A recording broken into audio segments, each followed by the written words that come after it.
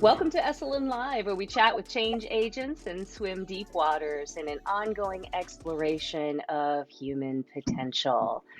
I'm your host, Christine Chen. Is there an art to love and discipline that's required in relationships? Well, today on Esalen Live, we're going to chat about communication, conflict, and the discipline needed for love. Our guest is Warren Farrell. He's an author whose advice has been published in 19 languages, and his workshops at Esalen focus on couples, communication, and the discipline of love. Hi, Warren. How are you? I'm really well. Nice to see you. Thank you for joining us. I think it's really important right off the top with everything changing just to ask, how are you doing in your relationship and in your communications these days? We've changed so much during this time in the last year and a half to 2 years. Yes, well, I can say my wife and I come from very different backgrounds with different philosophies underlying. And so the couples workshop was put into practice immediately when we met 26 years ago. Um, and it was because we had a very deep connection with each other. But we really had to hear how the other one looked at the world and be able to allow each other to feel completely understood. And so the workshop, which I developed about 35 years ago, was really immediately put into practice in our life, and we wouldn't be together if it wasn't for it. I believe you. If you're joining us on Esalen Live here with Warren Farrell, he's an author with advice on couples communication, couples conflict, the discipline of love, relationships, the art of all of that. We'd love to hear your questions for him. And we'd also love to know, who is your soulmate? You might tag them in the comments throughout this interview in the next 20 minutes.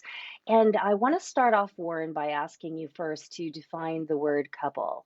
There's a lot of different definitions of what that means today versus like 10 years ago or 15 years ago. Would you help us out? Yeah, a couple is any two people with a past where they've developed issues that would like a future where they have better communication. So it could be two straight people, two gay people, a parent and a child, two siblings. It could be any two people that have a feeling of love for each other. It could be two trans people.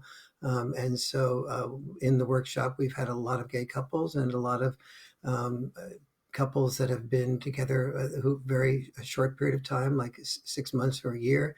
But I really encourage it to be if you to be with somebody for at least a year, so that you can see that what issues are keeping you disconnected from each other. That's where the workshop really gives you the greatest opportunity to move forward. It's often given by parents to their children before they marry, to have them develop the type of communication that they wish that they had had when they were raising those children. Yeah. You say something interesting. You say workshop, but honestly, it feels like rather than just a workshop limited something that you do at a certain time in a certain room or at a certain location, this is really just in general the work, right? And so, what are some of the most, oh, by the way, Liberty says hello, hello, Liberty. Herbert is watching from the University of South Florida. Of Tampa, Florida. Thank you for watching. If you have any questions for Warren Farrell about love, relationships, the art of it all, the discipline of it all, please float it into the chat and give him some love, maybe with a heart emoji along the way for all the wisdom he's sharing with us today. So, you talk about couples being so many definitions of couples. What are the common things that cause conflict or communications problems within couples? The single biggest thing is our inability to feel that when we share a criticism, which we don't usually consider a criticism, we just consider it a sharing a concern that we feel will bring our partner and I closer together. But the partner experiences any suggestion for a change in behavior or an attitude as a criticism, and feeling that the last time I brought that up, my partner became defensive. The defensiveness led on my partner's part led to defensiveness on my part. The whole issue escalated, And so, before I bring up an issue again, it's probably going to, result in an escalation. And so therefore just repress it. And before you know it, you have a volcano inside of you that you're carrying around, and every cell of your body is sort of feeling like it's walking on eggshells when it brings something up. So you don't Mm, bring something up. And finally, when you do bring something up, you find yourself bringing it up with a great deal more angst and anger behind it than you really intended, and it becomes an unsafe environment. And so ironic, and then oftentimes we have children, and then the children prevent us from the time suck that children uh, require in a different direction of our love, leads to us not having the time to really discuss those issues in a gentle way. mm, And particularly, what happened was that active listening was a good way of getting the person who had a challenge to be able to express her his feelings.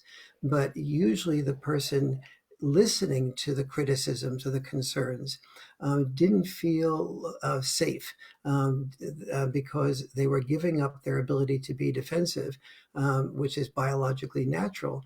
And so almost nobody, the data shows, almost no one did active listening without a therapist. And so mm, this workshop was designed to be the next evolutionary shift, to allow to teach people before they heard a criticism from their partner to alter their natural biological state of defensiveness to being able to be receptive to that. mm, And that's why I call it the discipline of love. It's not because it's not just the art of being able to share your criticism well, but it's also the discipline of knowing how to alter your biological resistance to criticism, to associating being criticized with an opportunity to be more deeply loved by your partner. And mm. I had honed this over 30 some odd years, and it's really led to couples that were on the verge of divorce on Friday feeling more deeply in love on Sunday. And I Mm. can say virtually everyone walks out of the workshop more deeply in love with their partner than they felt when they walked into the workshop. Yeah. Or even if we don't attend the workshop, we obviously want you to, but even if we don't, that just the idea of wrapping your head around that pause before the active listening is such a really great nugget to take out of this. And Michelle, thank you so much. She's sending you a little love. I'm going to put her Mhm. little heart eyes emoji here on the screen so you can feel the love a little bit for your wisdom here. Warren Farrell is our guest today here on Esalen Live. And if you have any questions about the art, the discipline, the love, relationships, that's what we're talking about today.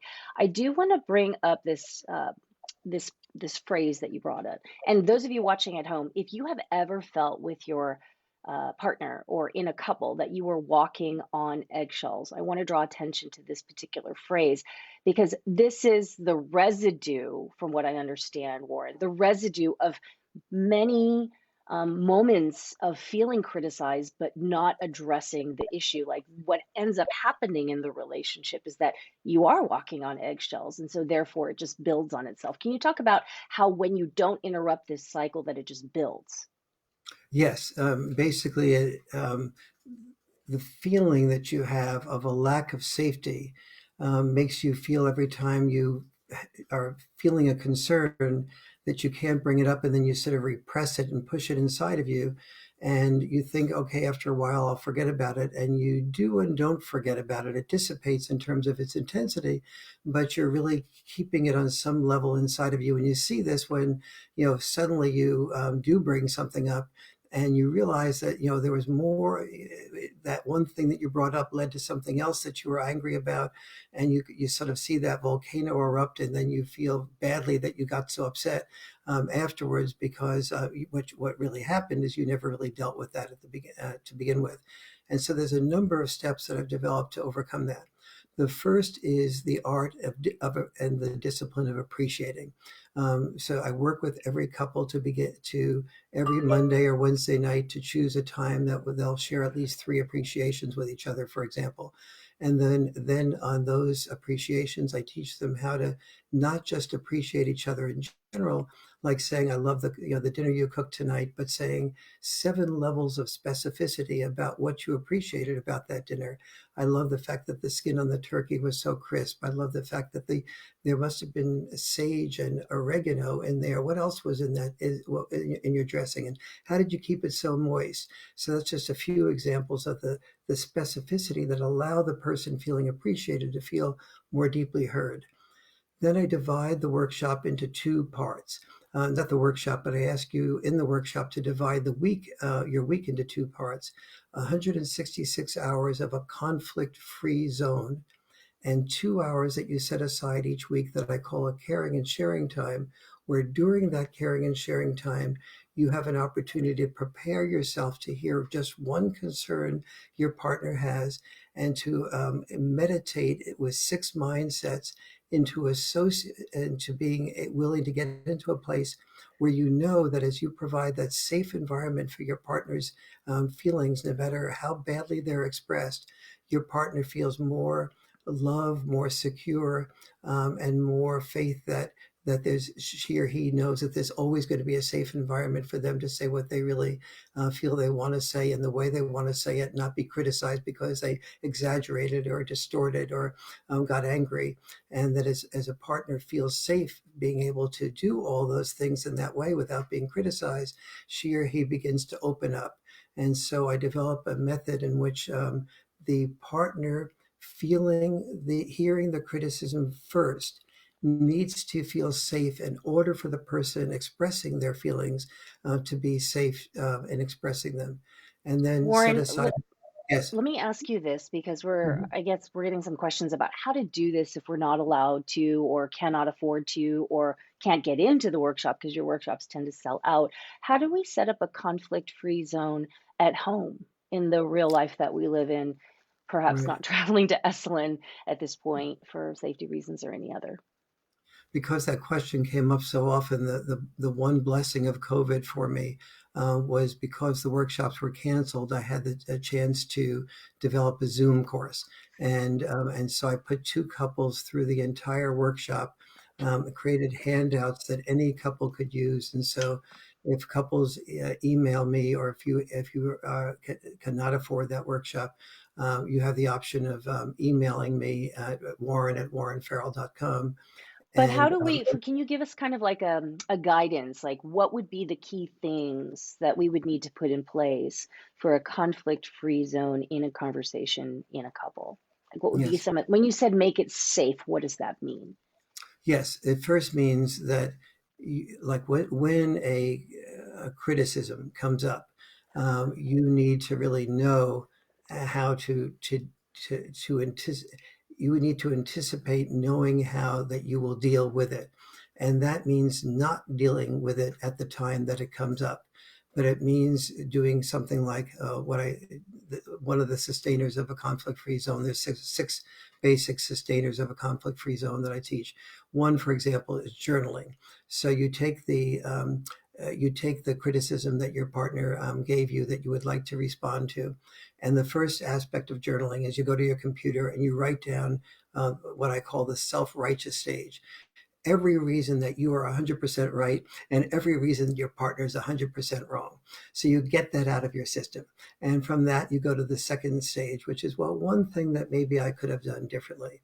And then one thing I can look at from my partner's perspective.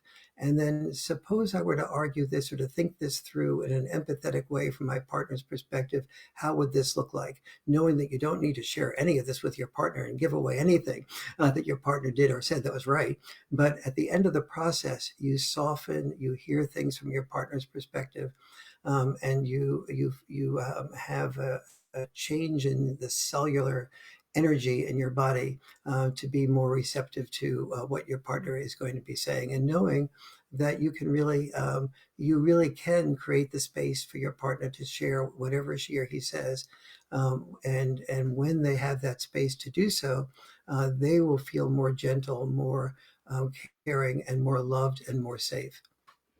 Well, thank you for sharing all of that. That is some great advice for trying to set this up maybe every single day, because it sounds like this is going to take a lot of practice for many of Mhm. us. I know for me, I'd love to practice this in my own relationship. You brought up some of the points that are part of what you described to me as the eight wisdoms in a separate conversation that we had. That these eight wisdoms are all about this facilitation of communication and a better, more open relationship. One of them is the number one thing is feeling understood. When one doesn't feel understood, is that kind of the tipping point where you feel that conflict happens over and over? Because I feel like I hear that a lot when I talk to people about relationships. Absolutely. I've never had a couple come to me and say, Warren, I want a divorce. My partner understands me. Instead of Right, like, right, and right. so it gives me a little bit of a hint of we all have this enormous need to feel understood. This need to feel understood is, biological. It's very deeply ingrained in our psyche. There's all sorts of parts of our brain that are triggered or not triggered by either feeling or not feeling understood. And so the core one of the core things that this workshop does is to allow each person, no matter whether or not you agree or disagree with your partner's perspective, to know that an undistorted version of my perspective has been understood by my partner, and not only is it understood, not distorted, but nothing was missed about what I was trying to say, and not only is nothing missed, but also my partner just invited me to add more that I might have forgotten to mention first time around, as opposed to giving me body language that indicates that it's not safe to add anything more. And so Mm. that is the core work to being understood. Mm. And then there another part of this eight wisdoms is whenever either one wins, both lose, which is Yes. such a powerful statement. Can you elaborate on that? And then Herbert, I got your question here. Active listening, question mark. I'm not sure if you're asking us to redefine active listening or you're questioning active listening. So if you could specify, perhaps Warren could address that. But back to whenever one of us wins, both lose. Yes, I've sometimes heard somebody say, I think I won that argument. And I say to them, think about that. If your partner says, I won that argument in my discussion with you, would you feel more in love with your partner or less in love with your partner? And almost invariably, the person goes, I guess I would kind of resent that and therefore feel less in love with my partner. And so there's no such thing with your partner as winning an argument. Mm, There's only such a thing as feeling heard and providing a safe environment for your partner to hear you. And when you feel angry and you're distorting something and exaggerating something and raising your voice, and your partner is nevertheless there for you and supporting you tend to do all the exact opposite of that. You tend to lower your voice. You tend to not exaggerate because exaggeration is a function of needing to feel heard. So you exaggerate in order to get hearing. Another important wisdom that's related to this is the wisdom called anger is vulnerability's mask. And what I work with you in the workshop on is to, as your partner is getting angry, instead of feeling the anger and the defensiveness and the anger in return from your partner, you just train yourself to be able to experience that anger as vulnerability. Almost every time we're angry, we feel vulnerable. And if you feel your partner's vulnerability and you translate that in your mind as my partner is feeling vulnerable now. That's why she or he is feeling so angry. I can undo that vulnerability. I can reduce that vulnerability by just listening to my partner and making sure that I work to not distort what my partner is saying, not back off, provide that safe environment, and that will reduce my partner's vulnerability. It will reduce his anger. It will reduce their need to distort or exaggerate in order to get my attention. And mm. that's training, and that part is a discipline more than an art. That's incredible. Herbert does want you and would request that you define active listening. I think I Yeah. heard you say what active listening is, but could you just give us an idea of how we can apply this active listening to our lives by Yes. defining it? Active listening is basically somebody is a training to when you're listening to your partner, to make sure you say to them what I heard you say, and is there anything that I've missed? And so the person listening tells their partner what they heard them say, and it works on it until the partner says, yes, that's what I said. And that makes the person sharing his or her concern feel very listened to. The Mm, problem is that criticism is coming to someone who is biologically trained, like all of us, to feel defensive when they're criticized. So we're asking the person feeling criticized to drop their defenses that are biologically natural, and then have to repeat the criticism to themselves after they don't have their biologically natural defenses. And so what I found is that the data show that no one was doing active listening without a therapist to provide that safe environment. mm, And I felt that a lot of people couldn't afford therapists. So I wanted to create something where the listener felt safe before she or he heard the criticism to begin with. Because I found that when the listener doesn't feel safe, in the final analysis, the person giving the criticism doesn't feel safe. And so that is the evolutionary shift that differs in this workshop. That basically this mm. one of the things this workshop was created for. So we have a couple minutes left, maybe one or two. Thank you Mhm. so much, everyone, for floating in your comments. And if this has helped you at all, I would encourage you to send Warren a little bit of support via chat, heart emoji, thumbs up emoji, any emoji that feels like it's really reflective of how this has potentially helped you in this session.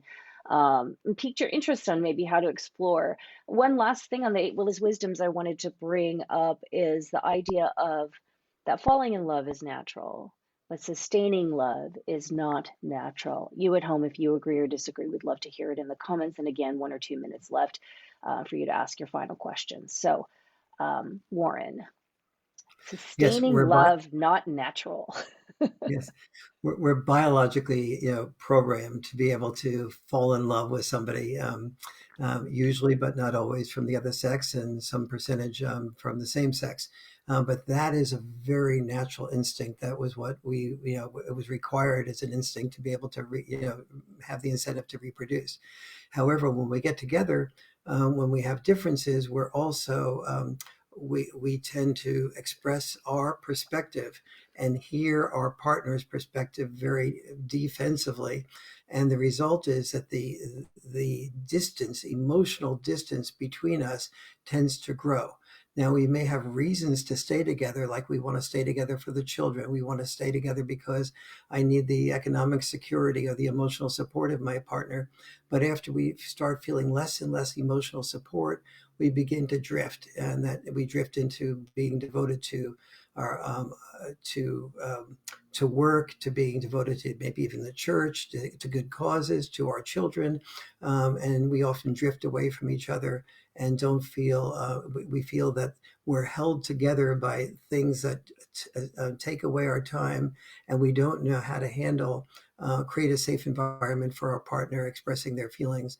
And that is all to do that good listening and creating a safe environment for criticism without becoming defensive. That's all biologically unnatural. That's why the workshop is subtitled The Art and Discipline of Love. And We have quite a bit of information that we have taken in, and your wisdom is so appreciated, Warren. This is the workshop, 2 sessions happening at Esalen, October 1st through 3rd and December 3rd through 5th. Rollmate to Soulmate, the art and discipline of love. If you are unable to attend this workshop, we will put some information in the Facebook comments after this interview so that you can connect with Warren And if you would like to attend this workshop, go to esalen.org/visit, and you'll be able to find easily the way to register for this workshop. Or two, October 1st through 3rd, December 3rd through 5th. And Warren Farrell, we thank you for being with us on Esalen Live today. You've given us so much to think about and to explore. Send him some love in the chat, everyone. Thank you so much for joining. Say goodbye, Warren. We have so much to process now. Thank you. Thank you for all the work you did to set up all the slides and the interactions and manage the chat as you were talking to me and You're ask such welcome. thoughtful questions. You're welcome. Thank you, everyone. Have a beautiful day. Nurture your relationships, practice listening, the art and the discipline of love. Have a beautiful day.